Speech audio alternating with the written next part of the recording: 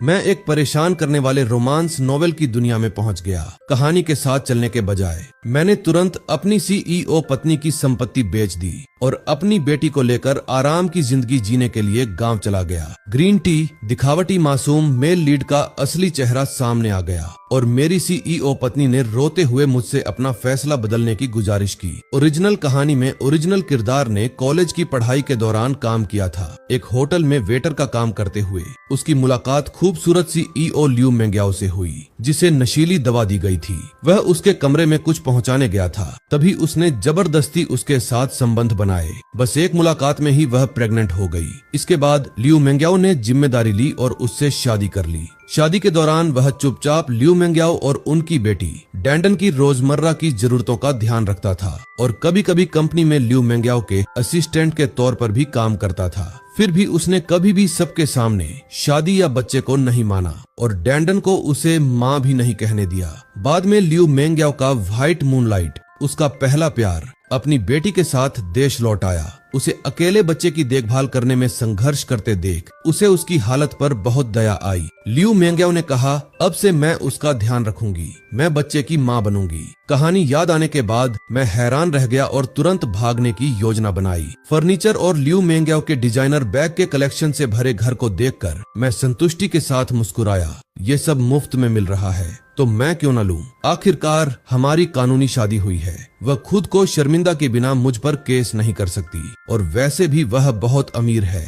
यह सोचकर मैंने अपना फोन निकाला और एक रीसेल सर्विस से संपर्क किया ताकि वे आकर सब कुछ ले जाए। मेरे बुलाने पर वे जल्दी ही आ गए और मैंने वह सब कुछ बेच दिया जो मैं बेच सकता था। सोफा, टीवी, बिस्तर, मैंने महंगे किचन के सामान को भी नहीं छोड़ा। जब मुझसे पूछा गया कि मैं सब कुछ क्यों बेच रहा हूँ तो मैंने कहा कि मुझे लाइलाज कैंसर है और इलाज के लिए पैसों की जरूरत है। यह कहानी गश्त करने वाले पुलिस वालों को भी पता थी। आखिर में खरीदारों ने 50 लाख रुपए से ज्यादा दिए। कीमत थोड़ी कम थी लेकिन सौदा जल्दी हो गया। अपनी पिछली जिंदगी में सिर्फ 3000 रुपए की मासिक सैलरी पाने के बाद मैंने पहले कभी इतने सारे पैसे नहीं देखे थे।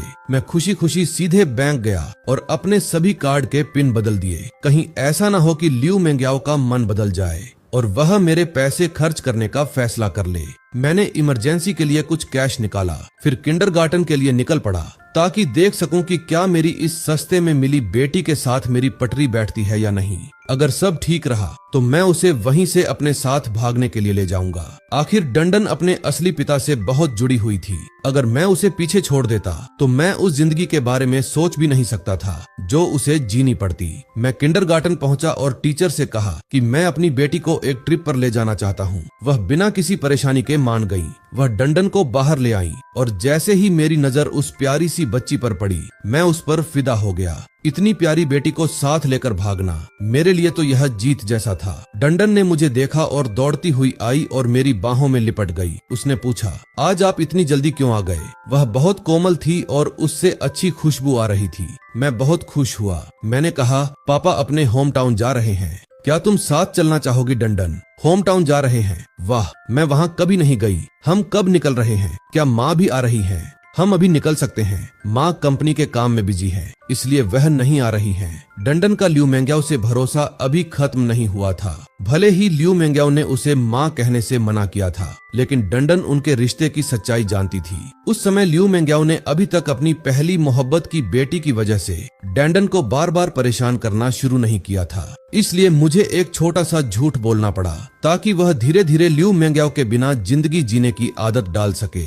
हाई स्पीड ट्रेन में बैठने के कुछ ही देर बाद डैंडन सो गई। जैसे ही मुझे भी नींद आने लगी मेरा फोन बजा। यह ल्यू मेंग्याओ का फोन था। फोन उठाते ही उसकी आवाज आई, चेन काई मीठा और खट्टा पोर्क टेंडरलॉइन बनाओ और अभी ऑफिस ले आओ। जियान की बेटी ज्याओ याकाई से खाने का मन था। मैंने मन में सोचा, धत तेरे की ल्यू मेंग्याओ, क्या तुम्हारा दिमाग खराब हो गया है? अगर उसे यह खाना है तो उसके पापा से बनवाओ। ल्यू मेंग्याओ गुस्से में चिल्लाई, चेन काई तुम्हारी हिम्मत कैसे हुई मेरा फोन काटने की और मुझे पागल कहने की? घर पहुंचने दो फिर दिखाती हूँ। तभी लू जियान ने मासूम बनते हुए कहा, क्या बात है मेंग्याओ, क्या तुमने चेन काई से वह मीठा और खट्टा कटा हुआ पोर्क डिश बनाने को कहा था और उसने मना कर दिया? अगर ज्याओया अभी अभी विदेश से वापस न आई होती और उसे भूख न लग रही होती, मुझे पता है कि उसका मीठा और खट्टा कटा हुआ पोर्क बहुत बढ़िया होता है और मैं उसे परेशान नहीं करना चाहता था। मुझे बहुत बुरा लग रहा है कि मेरी वजह से तुम दोनों के बीच झगड़ा हो गया। लियू मेंग्याओ ने उसे दिलासा दिया, जियान, खुद को दोष मत दो, यह सब चेन काई की गलती है। तुम खाना नहीं बनाते हो, इसीलिए उससे कोई डिश बनाने के लिए कहना, इसमें क्या बड़ी बात है। मैं अभी घर जाकर उससे हिसाब किताब करती हूँ। जब वह घर पहुंची तो हैरान रह गई। सोफा कहाँ है? टीवी। सोफा कहाँ है? टीवी। हैंडबैग और गहने गायब हैं और किचन के कटोरे भी नहीं हैं। वह बड़बड़ाई, हमारे घर चोरी हो गई है, लेकिन यह समझ नहीं आ रहा क्या आजकल ऐसे चोर भी होते हैं जो सब कुछ चुरा ले जाते हैं। तभी बाहर किसी ने कहा, बिल्डिंग 8 का यूनिट 1 क्यों खाली कर दिया गया? ओह, घर के मालिक को कैंसर है, ला इलाज कैंसर। उसने इलाज के लिए पैसे जुटाने के लिए सब कुछ बेच दिया। यह सुनकर लियू मेंग्याओ ने सोचा, जिस तरह से उसने फोन पर मुझ पर चिल्लाया वह कैंसर वाले व्यक्ति जैसा नहीं लग रहा था। डंडन को उसके पिता ले गए, वे एक ट्रिप पर गए। वह सोचने लगी, चैन काई ने सब कुछ क्यों बेच दिया? वह अपनी बेटी को ट्रिप पर क्यों ले गया? वह मुझे अपनी हर गतिविधि के बारे में बताता था। आज जो हुआ उसके बारे में मुझे कुछ क्यों नहीं पता चला? तभी लू जियान आया और बोला, क्या बात है मेंग्याओ? एक और बात है, शिया ओया किंडरगार्टन जाने की उम्र की हो गई है। मुझे लगता है कि जिस किंडरगार्टन में डंडन जाती है वह बहुत अच्छा है, लेकिन मैं अभी अभी लौटा हूँ और यहाँ किसी को नहीं जानता। साथ ही मेरे पास अभी ट्यूशन के लिए ज्यादा पैसे नहीं हैं। क्या तुम मेरी मदद कर सकती हो? लियू मेंग्याओ ने कहा, यह छोटी सी बात है, चिंता मत करो, मैं कल शियाओया का एडमिशन करवा दूंगी। और कुछ? लू जियान ने कहा, नहीं, बस इतना ही। बस चेन काई के बारे में तुमने उसके साथ कुछ किया तो नहीं? उसका मकसद तुम्हें गुस्सा दिलाना नहीं था। तुम्हें उसके साथ अच्छा व्यवहार करना चाहिए। भले ही उसके पास कोई औपचारिक नौकरी नहीं है, लेकिन अकेले कपड़े धोना, खाना बनाना और डंडन की देखभाल करना मुश्किल काम है। लियू मेंग्याओ ने जवाब दिया कि चिंता मत करो, यह मेरा पारिवारिक व्यवसाय है। बच्ची को कल सुबह जल्दी किंडरगार्टन ले आना, मैं तुम्हारे लिए एडमिशन का काम संभाल लूंगी। लू जियान ने मन में सोचा, कुछ अजीब लगा। इस बार लियू मेंग्याओ ने चेन काई पर फोन पर क्यों नहीं चिल्लाया? अगर उनका रिश्ता टूटा नहीं तो मैं कैसे बीच में आकर उसकी जगह ले सकता हूँ? नहीं, मुझे दबाव बढ़ाना होगा। वहीं लियू मेंग्याओ गुस्से में सोच रही थी, उस कमबख्त चेन काई ने तो अपना फोन ही बंद कर दिया था। जब वह वापस आएगा तो मैं पक्का करूंगी कि उसे एहसास हो कि मेरे बिना वह कुछ भी नहीं है। अगले दिन लू जियान ने लियू मेंग्याओ को देखा। ओह मेंग्याओ, क्या हुआ? क्या तुम कल रात ठीक से सो नहीं पाई?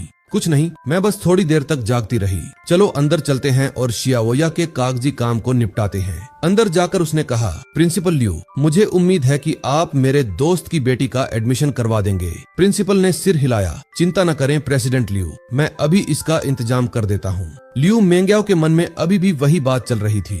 चेन काई बहुत बेरहम था, उसने मेरे लिए एक भी बिस्तर नहीं छोड़ा था। मुझे जल्दी से कुछ फर्नीचर खरीदना था, वरना मुझे होटल में ही रहना पड़ता।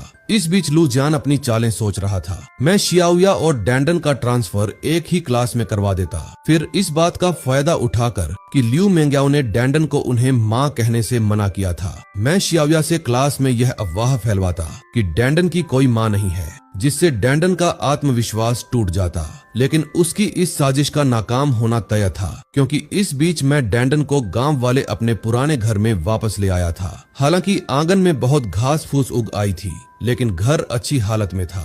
थोड़ी सफाई पुताई के बाद यह रहने लायक हो जाता। वैसे भी मेरी जरूरतें ज्यादा बड़ी नहीं थीं। मैं डैंडन को लेकर कुछ गांव वालों के पास गया ताकि घर की सफाई में मदद मिल सके। यह स्थानीय लोगों से अच्छे संबंध बनाने का एक अच्छा मौका था। सफाई के बाद मैंने सबको एक छोटे से रेस्टोरेंट में खाना खिलाया। थोड़ी ड्रिंक्स के बाद पड़ोसियों को पता चल गया कि मैं कौन हूँ। उस दिन डैंडन को गांव में सब कुछ बहुत दिलचस्प लग रहा था। वह कभी कुत्तों के पीछे भागती तो कभी मुर्गियों के। आखिरकार वह सो गई, जिससे मुझे अपना फोन दोबारा चालू करने का मौका मिला। अकेले लियू मेंग्याओ ने ही दर्जनों बार फोन किया था और कई मैसेज भेजे थे। मैंने उन्हें नजरअंदाज कर दिया। मुझे यह देखने की भी जरूरत नहीं थी कि वे बस मुझ पर गुस्सा निकाल रही हैं और बुरा भला कह रही हैं। इसके बाद मैंने सिर्फ लियू मेंग्याओ का कॉन्टैक्ट नंबर रखा, बाकी सबकी डिटेल्स डिलीट कर दी और काम किंडरगार्टन के सभी ग्रुप चैट छोड़ दिए। मैंने लियू मेंग्याओ का नंबर मुख्य रूप से इसलिए रखा था ताकि अगर डैंडन को किसी चीज की जरूरत पड़े तो काम आए। मैंने सोचा कि उसकी बात सुन लेता हूँ। अगर वह बदतमीजी से बात करती तो मैं बाद में फोन काट सकता था। जैसे ही मैंने कॉल उठाया, उसने चिल्लाकर कहा, क्या कोई परेशानी है? चेन काई, तुम कहाँ हो? मुझे तुम मिल नहीं रहे हो और तुमने घर का सामान क्यों बेच दिया? मुझे उसे शांत रखना था, इसीलिए मैंने कहा। डैंडन कह रही थी कि वह बोर हो रही है और मैं उसके साथ खेल नहीं रहा था। इसीलिए वह अपना मन बहलाने के लिए कहीं घूमने जाना चाहती थी। मेरे पास पैसे नहीं थे, इसलिए मैंने कुछ चीजें बेचकर उसे घुमाने ले जाने के लिए पैसे जुटाए। उसने पूछा, तो तुम लोग वापस कब आ रहे हो? मुझे लगता है कि यह डैंडन के मूड पर निर्भर करेगा। तुम दोनों को जल्द वापस आ जाना चाहिए। मुझे इतने बड़े घर में अकेले रहने की आदत नहीं है। मैंने मन में सोचा, तुम किसे बेवकूफ बनाने की कोशिश कर रही हो? आदत नहीं है, तुम्हें बस मेरी यानी तुम्हारी नैनी की आदत है, जो तुम्हारा ख्याल रखता है ना? तभी फोन के पीछे से लू जान की आवाज आई। अरे मेंग्याओ, शियाओया अचानक बीमार पड़ गई है, क्या तुम आकर उसकी देखभाल में मदद कर सकती हो? लियू मेंग्याओ ने रूखेपन से कहा, अगर बच्ची बीमार है तो उसे अस्पताल ले जाओ। वैसे भी मुझे इसका कोई अनुभव नहीं है, मुझे कुछ काम करने हैं, मुझे जाना होगा। उसने मन में सोचा, मेरी अपनी बेटी भी मेरे पास नहीं है, मैं उस गॉड डॉटर की परवाह कैसे कर सकती हूँ जिसे मैं सिर्फ 2 दिनों से जानती हूँ। लू जान का चेहरा उतर गया और उसने मन में सोचा, धत तेरे की, लियू मेंग्याओ ने सच में मुझे मना कर दिया। मैंने तो बस शियाओया की बीमारी का बहाना बनाकर लियू मेंग्याओ और डैंडन के बीच झगड़ा कराने की कोशिश की थी। मैंने कभी नहीं सोचा था कि इतना बड़ा दांव खेलने के बाद भी लियू मेंग्याओ आकर देखने की जहमत भी नहीं उठाएगी। अगर लियू मेंग्याओ को अब मेरी या मेरी बेटी की कोई परवाह नहीं है तो मैं अपने कर्ज का क्या करूंगा? ऐसा लगता है कि मेरे पास कोई चारा नहीं है सिवाय इसके कि मैं जोखिम उठाऊं और लियू मेंग्याओ की असिस्टेंट होने के नाते कंपनी के फंड का गबन करूं। इधर गांव में मेरे अलावा डैंडन का यहाँ कोई परिवार नहीं है, इसलिए किसी और को उसे किंडरगार्टन से लाने की इजाजत नहीं है। डैंडन स्कूल के अपने पहले दिन खुश थी। कोई उथल पुथल वाले या मुश्किल सबक नहीं थे। ज्यादातर समय टीचर बच्चों को खेल खिलाते रहे। जब तक डैंडन खुश है बस यही मायने रखता है। मुझे लगा था कि उसे ढलने में थोड़ा समय लगेगा, लेकिन क्योंकि वह खुश है तो हम इसे यहीं छोड़ देते हैं। सब ठीक है। उसके बाद के दिनों में डंडन को किंडरगार्टन ले जाने के अलावा मैं घर से बाहर नहीं निकला। जब भी गांव वाले पूछते तो मैं उनसे कहता कि मैंने सालों तक बहुत मेहनत की है और अपनी सेहत खराब कर ली है। ऐसा बिल्कुल नहीं है, मेरे पास बहुत पैसा है, मैं काम क्यों करूंगा? किसी और के लिए काम करने का तो सवाल ही नहीं उठता। वह जिंदगी मेरे लिए खत्म हो चुकी है।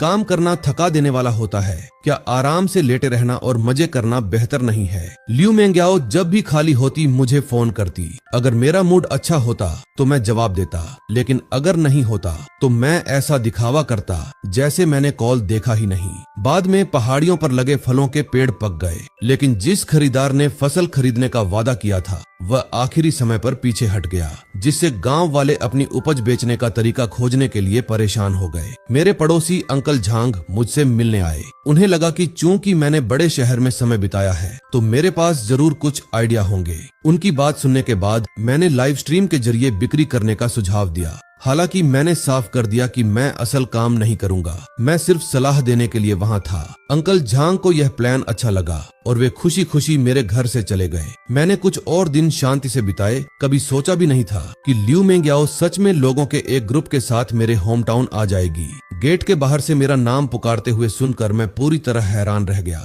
मुझे सच में अंदाजा नहीं था कि अमीर लोग कैसे काम करते हैं। पता चला कि लियू मेंग्याओ को बहुत जल्दी ही समझ आ गया था कि कुछ गड़बड़ है और उसने मेरे ठिकाने का पता लगा लिया था। मुझे लगता है कि डंडन और मेरे वहां न होने से लू जियान और उसकी बेटी की चालें बेअसर हो गई थीं।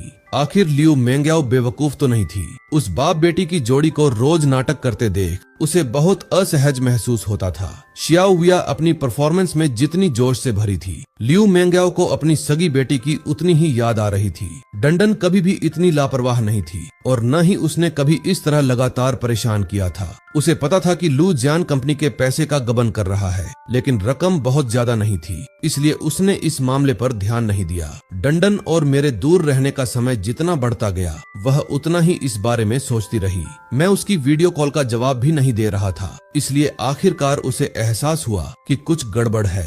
अपनी हैसियत की वजह से मेरे बारे में पता लगाना उसके लिए बहुत आसान था, इसलिए वह पूरी टीम के साथ सीधे वहां पहुंच गई। हालांकि मुझे उम्मीद नहीं थी कि लू जियान और उसकी बेटी भी साथ आएंगे।